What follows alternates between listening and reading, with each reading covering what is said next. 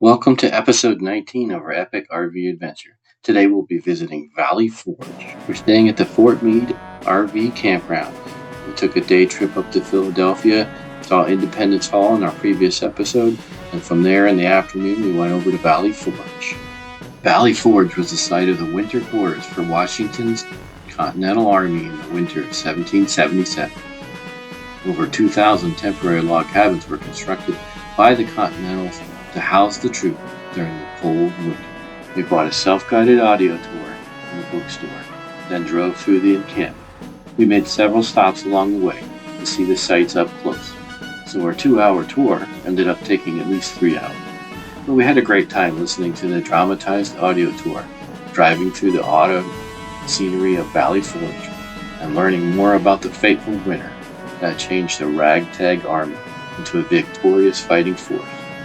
We saw the reconstructed log cabins, statues of very important characters of that winter, Washington headquarters, and the Washington Memorial Chapel.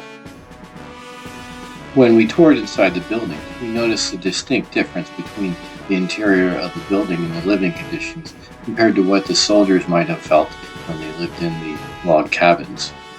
Remembering back to the inside of the log cabins we saw in the earlier part of this video, you can imagine the cramped conditions, dozens of men living, sleeping, and trying to survive in the harsh winter in those tiny spaces. The walls were rough-hewn logs, chinked with mud to keep out the biting cold. In the center, a small crude fireplace would have to offer the only source of heat. Straw beds, no fancy furniture, the bare essentials for survival.